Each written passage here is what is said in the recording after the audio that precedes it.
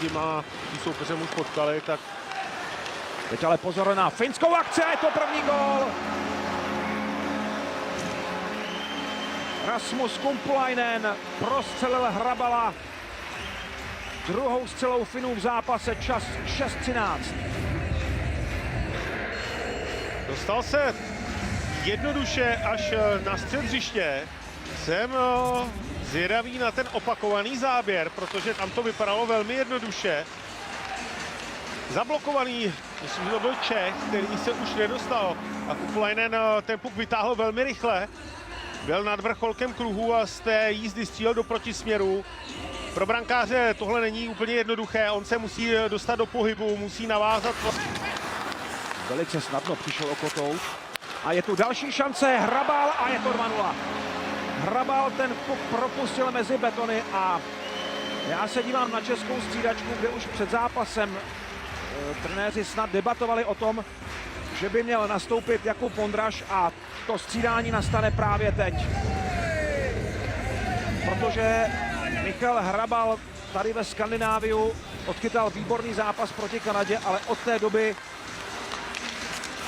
pojďme se ještě padají do brány. Jednou podívat na tu střelbu. Od modré čáry Hamara, nalevo je Melovský a tady je Kulich, je ostřela, gól! Jiří Kulich přesně tohle potřebuje a také český tým nutně teď hledal jakoukoliv spásu a přišla z hokejky kapitána, nejlepšího střelce Jiřího Kulicha. Ta přesilovka trvala pouze 8 sekund a 3 přihrávky. Hamara, Melovský, Kulich, bum, 2:1. Povedlo se to. Je to přesně moment, který může pomoct v tom zápase, protože hovořil jsem o tom před chvílí, zdáli se mi takový ospalý, takový nevýrazný. Celý ten český tým... Který rozhodčí vyhodnotili jako bezproblémový. Becher. A tohle je možnost pro Štancla, gól!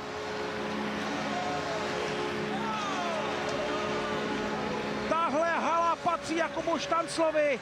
Po 2 gólech proti Kanadě se prosazuje i dnes proti Finům 4. trefa a 2. využitá přesilovka v zápase. Čas 38:37. Tady ještě jednou ten střet mezi Hamarou a Naukarinenem a potom jako kdyby naši váhali. Ale jak...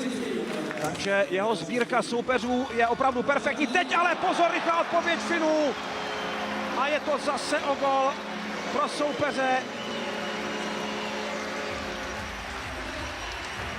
No ta radost netrvala dlouho. Myslím, že to je Helenius, který tam ten gól dal. Jakub Štancl se ještě dost ani neradoval na střídačce a přišel souboj, který byl v rohu a nikdo ho nezdvojil. Tam zůstal Aleš Čech v tom souboji 1:1 a potom Iman byl schopen ten puk odebrat a když tam přicházel další hráč, tak už bylo pozdě a přes obránce Cibulku. Vasila a další nebezpečí a je to 4:2. Olala, tak to je špatně, to je špatně. Česká obrana teď 2krát úplně rozebraná a Finové na ten vyrovnávací gól odpovídají 2 údery.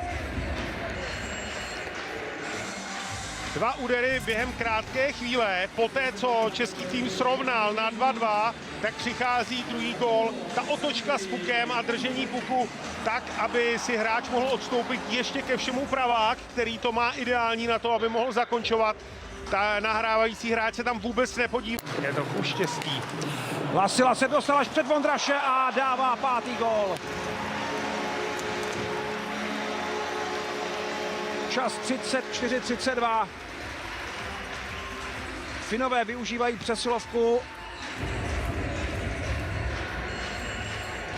A byl to nakonec Lenny Hamenaho, který projel a druhou trefou v zápase zvyšuje náskok Finů. Ale není to přesilovková situace, je to opravdu ze situace 1:1. Hamenaho nabral rychlost a Tomáš Hamara šel vypíchnout ten puk a tím... Výborně, český tým a teď se tam nabízí Becher do sola. Je to v pořádku, Becher proti a dává gól! Při vlastním oslabení Ondřej Becher.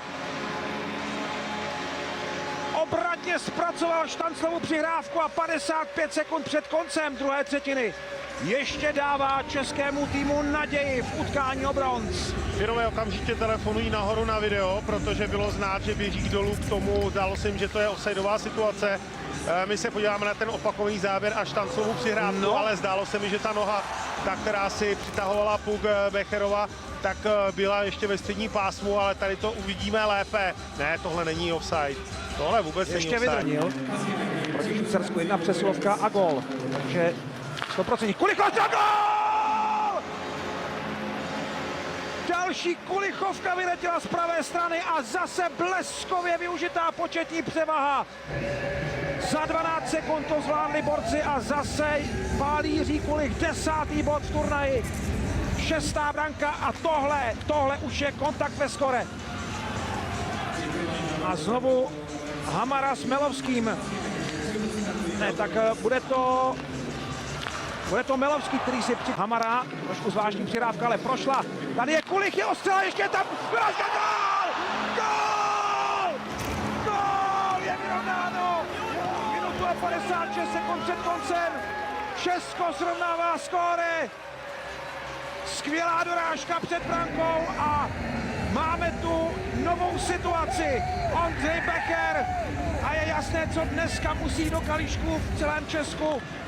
Jaký náboj se dnes bude na počest dvougolového střelce podávat. Ondřej Becher zvládl tu těžkou dorážku a druhou brankou v turnaji srovnává na 5-5. Ale skvělá rána znovu Jiřího Kulicha, který to trefil po té přihrádce, která šla vzduchem. Finové tam špatně reagovali, těsně kolem brány, nechali Ondřeje Bechera dorážet, ale on si ten prostor našel. Přihrádka, která šla úplně skvěle. Ještě není vyhráno, ale vyrovnáno ano. Kulich po vyhraném vazování. Gól! Gól! Gól! Gól! Další puk je teď ve finské bráně a Česko otáčí skóre. To je neuvěřitelné! Šťastná rána od Modré, kdo jí tečoval a jak vůbec prošla do brány, ale to všechno až po oslavách. Tomáš Hamara, to byl, který po vyhraném buli Ondřeje Bechera vystřelil. Kulich má asistenci a prošlo to čistě. Tomáš Hamara je hrdinou tohoto okamžiku a Česko otáčí na 6-5. Kuba Štancl stál ve výhledu brankáře a přes něj on vůbec nevěděl a Tomáš Hamara, který tam poslal. Šapovaliv posílá puk do středního pásma. To bude v aktuální situaci stačit. Ale stále ještě dost času, obrovská chyba, gól! Gól! Dominik Rimon, 7-5. Je rozhodnuto. Tohle to už pro Finy je poslední hřebíček do rakve. Z tohohle se nemůže tenhle tým už zpamatovat, protože obrovská chyba. Je to pro Finy šok. 3 góly za 48 sekund. Utkání o 3. místo. Finové pokračují s prázdnou bránou. Becher, hotovo, vyřízeno. Ondřej Becher, hat-trick. A Česko vede 8-5.